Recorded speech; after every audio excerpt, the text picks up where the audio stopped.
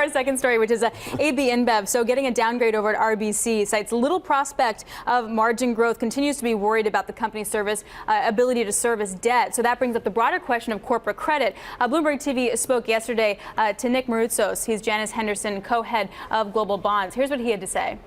If you look at the BBB market, it makes up over half of the investment grade debt that's out there. That's a risk. Apart from fraud or a Lehman event like in 2008, we're going to get a very gradual decrease in the ratings that these bonds really have. So it is a concern of us. We do own BBBs, but again, focusing on high quality and good sectors that are going to benefit in this economic environment is critical. Mark, you're smiling. Yes. So we were talking a little bit about the scale and the size of debt today, and the IG, the investment grade bond market, is certainly an interesting thing to look at. So we're talking about a $7 trillion market.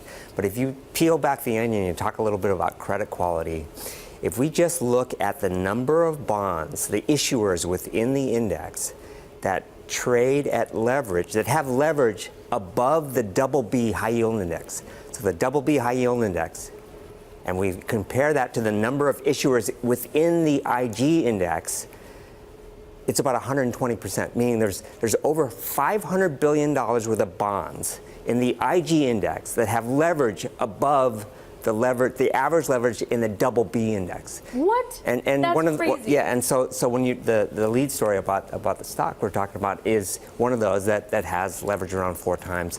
And so when you have this sort of setup, right? Now these companies, CVS, GE, AT&T, they've got very nice businesses, a lot of levers to pull. I think this is more of a negative story for the equities than it may be for debt in the short term, because they're going to cut dividends, they're going to sell assets, et cetera, et cetera. But at some point, right, you have this potential massive amount of downgrade risk that hangs over a high yield bond market. And when that happens, certainly credit spreads have to widen everywhere.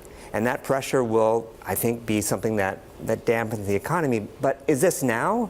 I don't think it's now. I mean, we're certainly not in the U.S. looking at a recession anytime soon. But it's certainly something we got to keep an eye on. It also affects how you run your business. If you're running your business to try to pay down the debt rather than try to maximize the business, that's a very different kind of business. Exactly. So let's talk about somebody who's got a lot of debt. Exactly. You can go on and on. AT&T is going to have the same problem. Let's talk about Tesla. Yeah. Tesla's out today saying we're going to have charging stations that'll charge your new Model 3 in 15 minutes, not 30 minutes, but 15 minutes. Right. What about Tesla? They got a little bit of debt. They got $1.8 billion in debt. They're CCC rated. The bonds trade around in the upper 80s. Which is interesting to me. I don't own them. I wouldn't own them. This is not a debt story to me. This is an equity play. I mean, equity guys are great at growth or the lack thereof, or maybe the story that's coming. But we like cash flow. Your demographic. It's all demographic guy here. You must like it because of Tesla. Growth has stomped value for 10 years. Yeah. There's been such a massive tailwind behind that.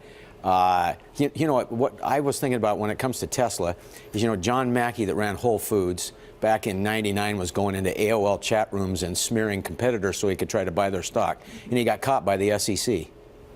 Well, it's Elon Musk, right? Elon Musk. Oh, I'm going to take it private. To me, it's just outlandish what they're letting. And by the way, this is not just Elon Musk. This is across the tech sector. Well, if you could be a fly on the wall in the actual meetings of these people and hear what they actually say, my guess is there's the least amount of truth telling going on in that part of the market that there has been for a long time.